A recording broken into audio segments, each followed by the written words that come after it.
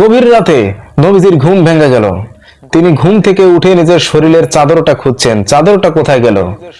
একটু পরে তিনি খেয়াল করলেন সেই চাদরের উপরে হযরত আম্মা জান আয়েশা রাদিয়াল্লাহু তাআলা আনহা শুয়ে আছেন। নবীজি সেই চাদরটা বের করার জন্য আস্তে করে টান দিলেন।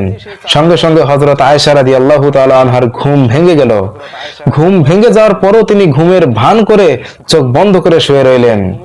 কেননা তিনি চিন্তা করলেন, আল্লাহর নবীর এত রাতে ঘুম ভেঙেছে, নিশ্চয়ই তিনি আমাকে ছেড়ে অন্য কোন স্ত্রীর ঘরে যাবেন। তিনি আসলে কোন স্ত্রীর ঘরে যাবেন সেটা যাচাই করার জন্য আম্মা জান আয়েশা ঘুমের ভান করে রইলেন। নবীজি দ্বিতীয়বার যখন চাদরটা টান দিলেন, হযরত আয়েশা রাদিয়াল্লাহু তাআলা আনহা সেই চাদরটাকে অনেক শক্ত করে ঘাপটি মেরে ধরে রইলেন। নবীজি তৃতীয়বার আর চাদরটারে টান দিলেন না, তিনি অন্য আরেকটি চাদর শরীরে পেঁচাইয়ে ঘর থেকে বের হয়ে পড়লেন। এরপর তিনি রওনা দিলেন জান্নাতুল বাগের দিকে। আম্মা জান আয়েশা রাদিয়াল্লাহু তাআলা আনহা নবীজিকে অনুসরণ করতে করতে তিনিও জান্নাতুল বাকিতে পৌঁছে গেলেন। দেখি তো এত রাতে আল্লাহর রাসূল ঘুম থেকে উঠে জান্নাতুল বাকিতে কি করতে যায়। নবীজি যখন জান্নাতুল বাকিতে পৌঁছালেন, আম্মা জান আয়েশা রাদিয়াল্লাহু তাআলা আনহা দূরে একটা গাছের ডালে লুকিয়ে রইলেন। নবীজি জান্নাতুল বাকিতে পৌঁছে দুহাত তুলে আল্লাহর দরবারে ছোট বাচ্চার মতো ফুপড়ে ফুপড়ে কাঁদছেন। উম্মতে মুহাম্মাদির গুনাহগার উম্মতের জন্য, গুনাহগার উম্মতকে জাহান্নাম থেকে জান্নাতে নেওয়ার জন্য নবীজি আমার ফুপড়ে ফুপড়ে কাঁদছেন। দীর্ঘ সময় ধরে নবীজি মুনাজাত করলেন। এরপর মুনাজাত শেষ করে তিনি জান্নাতুল বাকি থেকে ঘরের দিকে যখন রওনা দিলেন, আম্মা জান আয়েশা রাদিয়াল্লাহু তাআলা আনহা নবীজির আগেই এক দৌড়ে ঘরের ভেতরে ঢুকে পড়লেন এবং তিনি ঘরেতে এসে পুনরায় ঘুমের ভান করে শুয়ে পড়লেন।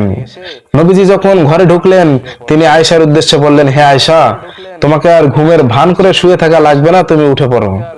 সঙ্গে সঙ্গে আম্মা জান আয়েশা হেসে দিলেন এবং তিনি ঘুম থেকে উঠে বললেন, হে আল্লাহর রাসূল, আপনি কি সব বুঝতে পেরেছেন?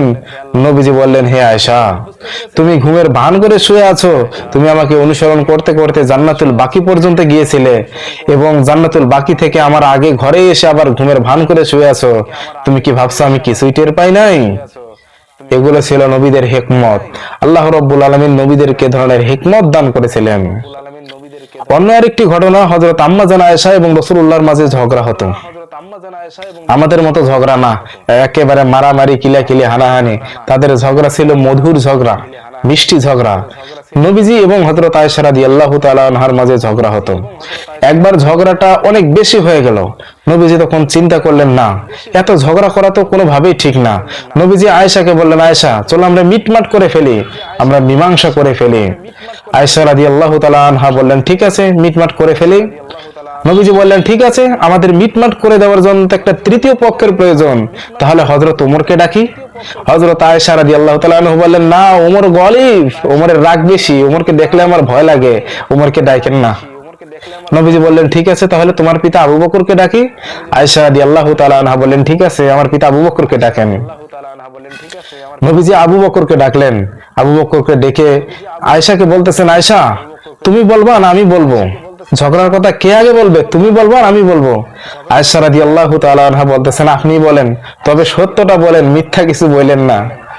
এই কথা শুনে হযরত আবু বকর রাদিয়াল্লাহু তাআলা আনহু রেগে মেগে ফায়ার, এক কষে হযরত আয়েশা রাদিয়াল্লাহু তাআলা আনহার গালে চড় মেরে দিলেন এবং বললেন, তোকে আমি এই শিক্ষা দিয়েছি, তুই আল্লাহর নবীর সঙ্গে বেয়াদবিপূর্ণ কথা বলিস? আল্লাহর নবী কি কখনো মিথ্যা বলতে পারে? হযরত আবু বকর নরম মানুষ, কিন্তু নবীর শানে বেয়াদবিপূর্ণ কথা মনে করে হযরত আয়েশা রাদিয়াল্লাহু তাআলা আনহার উপর রেগে গেলেন এবং তাকে থাপ্পড় মারলেন। দ্বিতীয় থাপ্পড় দেওয়ার জন্য যখন হযরত আবু বকর রাদিয়াল্লাহু তাআলা আনহু হাত উঠালেন, হযরত আয়েশার সামনে নবীজি আমার এইভাবে দাঁড়িয়ে গেলেন এবং বললেন, আবু বকর, থামো। এরপর আবু বকর রাদিয়াল্লাহু তাআলা আনহু রাগে ক্রোধে হযরত আয়েশার ঘর থেকে বের হয়ে গেলেন। নবীজি এবার আয়েশাকে বলতেছেন, আয়েশা, দেখছো, আমি তোমাকে তোমার পিতার মায়ের হাত থেকে বাঁচাইছি, আমি যদি না থাকতাম তোমার পিতা তোমার আজ মাইরে ফেলতো। হযরত আয়েশা রাদিয়াল্লাহু তাআলা আনহা নবীজির এই কথা শুনে হেসে দিলেন। আবু বকর রাদিয়াল্লাহু তাআলা আনহু ঘরের বাহির থেকে সেই হাসির শব্দ শুনতে পেয়ে পুনরায় ঘরে ঢুকলেন। ঢুকে বললেন, একটু আগেই তো ছিল ঝগড়া, আর এখন হাসাহাসি?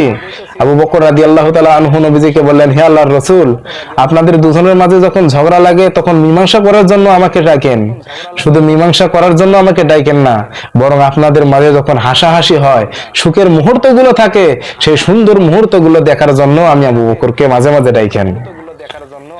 আল্লাহর নবী এবং হযরত আয়েশা রাদিয়াল্লাহু তাআলা আনহার মাঝে সম্পর্ক ছিল এরকম মধুর সম্পর্ক।